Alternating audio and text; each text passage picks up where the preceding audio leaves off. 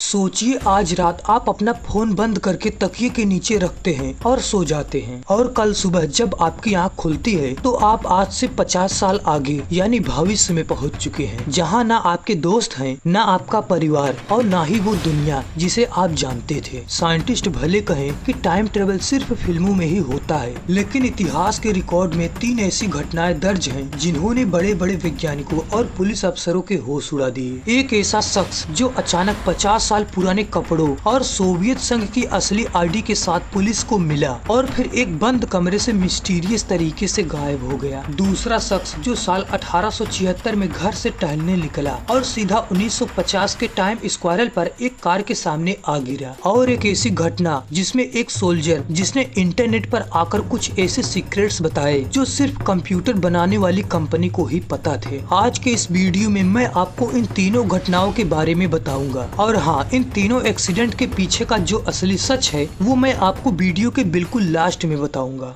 23 अप्रैल 2006 Ukraine की राजधानी Kyiv में सड़कों पर एक 25 साल का लड़का अजीब तरह से घूम रहा था। उसने बहुत पुराने जमाने के कपड़े पहने हुए थे और उसके हाथ में एक विंटेज कैमरा था। वह बुरी तरह घबराया हुआ था और लोगों से एक ऐसी सड़क का पता पूछ रहा था जो वहाँ कई साल पहले ही बंद हो चुकी थी। जब पुलिस ने उसे रोका और उसकी आईडी मांगी तो पुलिस के पैरों तले जमीन खिसक गई। उसने पुलिस को सोवियत संघ के जमाने का एक ओरिजिनल आईडी कार्ड दिया जिस पर उसका नाम सार्गेई पोनोमरेंको लिखा था और उस आईडी कार्ड पर उसका डेट ऑफ बर्थ साल 1932 का था। अब जरा हिसाब लगाइए, 1932 में पैदा हुआ इंसान 2006 में 74 साल का होना चाहिए, लेकिन वो लड़का 20 से 25 साल का दिख रहा था। पुलिस को लगा कि ये कोई फ्रैंक है। पुलिस ने उसके विंटेज कैमरे की रील निकाली और उसे डेवलप किया। रील के अंदर 1950 के दशक के कीव शहर की बिल्कुल नई जैसी तस्वीरें थी और इस तस्वीर में आसमान में उड़ती हुई एक अजीब घंटी जैसी चीज यानी यूएफओ साफ दिख रहा था। सार्गेई ने बताया, मैंने जैसे ही इस यूएफओ की फोटो खींची एक तेज रोशनी हुई और मैं यहाँ पहुँच गया। उसके बाद पुलिस ने उसे एक हाई सिक्योरिटी साइकियाट्रिक वार्ड के कमरे में रखा। खिड़कियों पर लोहे के मोटे सरिये थे, दरवाजा लॉक था और बाहर सीसीटीवी कैमरा लगा था। लेकिन 25 अप्रैल की सुबह सार्गेन उस कमरे से गायब हो गया। न सीसीटीवी में वो बाहर आता दिखा, न ही कोई खिड़की टूटी थी। वो जैसे यहाँ आया था वैसे ही हवा में गायब हो गया। इस रहस्य को यहीं रोकते हैं और चलते हैं दूसरी घटना पर। इसका सच मैं आपको आगे बताऊंगा।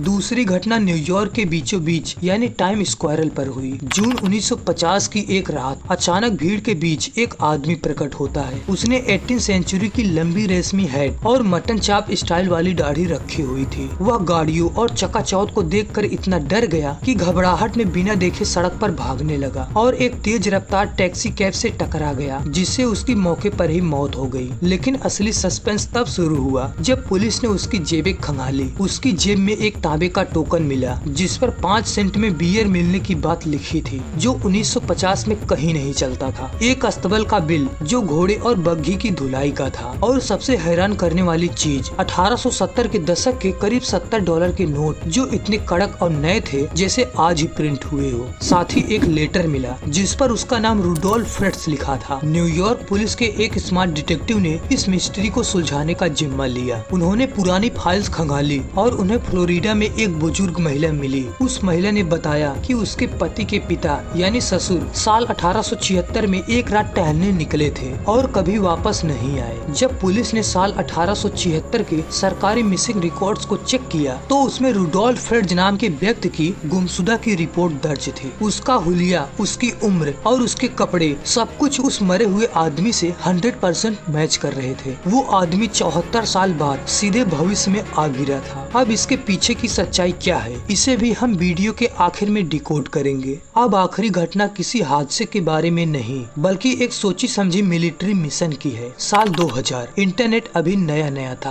तभी टाइम ट्रेवल से जुड़े एक पब्लिक फोरम पर जॉन टीटर नाम के एक यूजर ने पोस्ट करना शुरू किया। उसने दावा किया कि वह साल 2036 की दुनिया से आया एक अमेरिकन सोल्जर है। आमतौर पर लोग ऐसी बातों को बकवास मानकर छोड़ देते हैं, लेकिन जॉन टीटर ने जो सबूत दिए उसने बड़े बड़े कंप्यूटर इंजीनियर्स के भी होश उड़ा दिए। टीटर ने बताया कि उसे साल 2036 से पीछे साल 1975 में भेजा गया था ताकि वो IBM 5100 नाम का एक पुराना कंप्यूटर ला सके। उसने दावा किया कि इस खास कंप्यूटर में एक ऐसी सीक्रेट कोडिंग कैपेबिलिटी है जिसके बारे में दुनिया को नहीं पता, और इसकी मदद से 2036 में आने वाले एक बहुत बड़े कंप्यूटर बग यानी सिस्टम क्रैश को ठीक किया जा सकता है। जब IBM के टॉप इंजीनियर्स ने यह पोस्ट पढ़ी तो वो दंग रह गए, क्योंकि IBM 5100 में वो सीक्रेट फीचर सच में था, लेकिन कंपनी ने इसे कभी पब्लिक नहीं किया था। इसे सिर्फ वही जान सकता था जिसने उस कंप्यूटर को खुद डिजाइन किया हो। इतना ही नहीं, जॉन टीटर ने अपनी टाइम मशीन के पूरे ब्लूप्रिंट, मैनुअल और तस्वीरें इंटरनेट पर डाल दी। उसने बताया कि उसकी टाइम मशीन को सर्न लैबोरेटरी ने बनाया है। पूरे 4 महीने तक उसने लोगों के टाइमलाइन और क्वांटम फिजिक्स से जुड़े हर मुश्किल सवाल का जवाब दिया। और फिर आई तारीख 24 मार्च 2001। जॉन टीटर ने अपना आखिरी मैसेज लिखा, मैं अपने समय में वापस जा रहा हूँ। इसके बाद वो इंटरनेट से हमेशा के लिए गायब हो गया। आज तक उस अकाउंट से कोई पोस्ट नहीं हुई। दोस्तों, ये तीनों कहानियाँ सुनने में एकदम असली और रोंगटे खड़ी कर देने वाली लगती हैं, लेकिन अब वक्त है उस वादे को पूरा करने का जो मैंने वीडियो के शुरू में किया था। इन तीनों घटनाओं का असली सच। शुरुआत करते हैं हमारी पहली कहानी के सार्गेन पोनोमरेंको से, जो लड़का बंद कमरे से हवा में गायब हुआ था। दरअसल सालों बाद इंटरनेशनल इन्वेस्टिगेटर्स ने पता लगाया यह पूरी घटना यूक्रेन के एक मशहूर science fiction television show aliens का हिस्सा थी। इसे जानबूझकर डॉक्यूमेंट्री स्टाइल में इतना रियलिस्टिक बनाया गया था कि लोगों ने इसे असली पुलिस केस मान लिया था। अब बात करते हैं टाइम स्क्वायरल के भूत रुडोल्फ फिट्ज की। साल 2000 में एक रिसर्चर्स ने जब इसके तह तक जाने की कोशिश की तो पता चला कि यह पूरी कहानी 1951 में छपी एक मशहूर साइंस फिक्शन शॉर्ट स्टोरी से ली गई थी, जिसे जैक फिनी नाम के एक लेखक ने लिखा था। लोगों और अखबारों ने इस फिक्शन कहानी को असली खबर की तरह छाप दिया और देखते ही देखते एक अफवाह इतिहास का सबसे बड़ा रहस्य बन गई। और आखिर में जॉन टीटर की कई सालों की जांच और डिजिटल फुटप्रिंट्स खंगालने के बाद साइबर एक्सपर्ट इस नतीजे पर पहुंचे कि जॉन टीटर कोई टाइम ट्रेवलर नहीं था, बल्कि यह फ्लोरिडा के एक एंटरटेनमेंट लॉयर लैरी हैबर और उनके कंप्यूटर जीनियस भाई मोरे हैबर का रचा हुआ एक मास्टरमाइंड फ्रैंक था। उन्होंने इस कहानी को इतनी परफेक्शन से बुना था कि दुनिया भर के लोग इसे आज भी सच मानते हैं।